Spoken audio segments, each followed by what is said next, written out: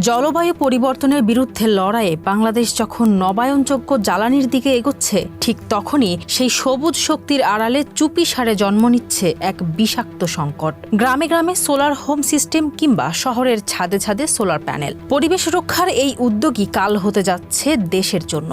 মেয়াদ শেষে বিপুল পরিমাণ সোলার প্যানেল, ব্যাটারি ও ইনভার্টার পরিণত হচ্ছে ক্ষতিকারক বর্জ্যে।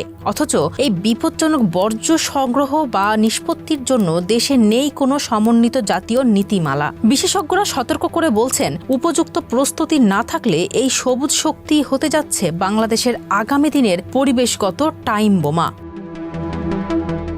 সায়েন্টিফিক দৃষ্টিকোণ থেকে একটি সৌর প্যানেল তৈরি হয় সিলিকন, ক্যাডমিয়াম, সীসা ও তামার মতো জটিল রাসায়নিক উপাদানে। আয়ুষ্কাল শেষ হলে এগুলোকে খোলা জায়গায় ফেলে রাখলে বা ভুল উপায়ে ভাঙলে বাতাসের অক্সিজেনের সাথে মিশে তৈরি হয় বিষাক্ত বিক্রিয়া। সোলার প্যানেলে থাকা ক্যাডমিয়াম, টেলুরাইড ও ব্যাটারির সীসা বৃষ্টির পানির সঙ্গে মিশে ভূগর্ভস্থ পানি ও মাটি মারাত্মকভাবে দূষিত করে। এতে কৃষিজমি উর্বরতা হারায় এবং সেই দূষিত পানি ও খাদ্য শৃঙ্খলের মাধ্যমে ভারী ধাতু মানুষের দেহে প্রবেশ করে ক্যান্সার, কিডনি বিকল ও স্নায়ুতন্ত্রের স্থায়ী ক্ষতির কারণ হয়ে দাঁড়ায়।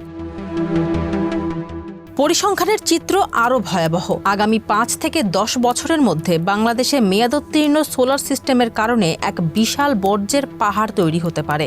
বিভিন্ন আন্তর্জাতিক ও দেশীয় হিসাব বলছে, 3 দশকের মধ্যে শুধু সোলার প্যানেল থেকেই প্রায় 55 লাখ টন বর্জ্য জমা হবে। জাহাঙ্গীরনগর বিশ্ববিদ্যালয় ও সিসিডিবি এর সাম্প্রতিক গবেষণা জানাচ্ছে, বর্তমানে ব্যবহৃত সোলার প্যানেলগুলো থেকেই অদূর ভবিষ্যতে তৈরি হবে 33,000 টনেরও বেশি বর্জ্য। প্রশ্ন উঠছে, এসব বর্জ্য কি আদেও রিসাইকেল বা পুনর্ব্যবহার সম্ভব? বিজ্ঞান বলছে সম্ভব। আধুনিক প্রযুক্তি ব্যবহার করা গেলে এসব বর্জ্য থেকে প্রায় 24,000 টন কাঁচ, 2,500 টনের বেশি অ্যালুমিনিয়াম, 1,400 টনের মতো সিলিকন এবং মূল্যবান তামা উদ্ধার করা সম্ভব। কিন্তু বাস্তবতা হলো, বাংলাদেশে বৈজ্ঞানিক উপায়ে পুনর্ব্যবহারের পর্যাপ্ত অবকাঠামোই গড়ে ওঠেনি। ফলে দেশের 97% বর্জ্যই অনানুষ্ঠিক খাতে হাতুড়ি দিয়ে ভেঙে বা অ্যাসিডে পুড়িয়ে ধাতব পদার্থ আলাদা করা হচ্ছে, যা শ্রমিক ও পরিবেশের জন্য মারাত্মক হুমকি।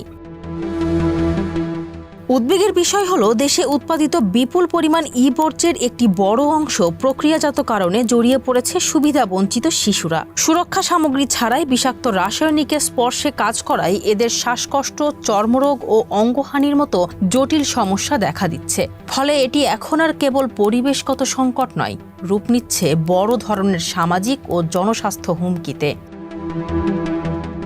উন্নত দেশগুলোতে বর্জ্য সামলাতে অ্যাক্সিডেন্টেড প্রডিউসার রেসপন্সিবিলিটি বা EPR নীতি কার্যকর করা হয়েছে, যেখানে প্রস্তুতকারক প্রতিষ্ঠানকেই ব্যবহারের পর প্যানেল ও ব্যাটারি ফেরত নেওয়ার দায়িত্ব নিতে হয়। ইউরোপীয় ইউনিয়ন সহ বিভিন্ন দেশ সোলার বর্জ্যের প্রায় 90% উপাদানই সফলভাবে নতুন প্যানেল তৈরিতে পুনর্ব্যবহার করছে। কিন্তু বাংলাদেশে এই নীতি না থাকায় পরিবেশ এবং মানব স্বাস্থ্য উভয়ই মারাত্মক ঝুঁকির মুখে পড়েছে।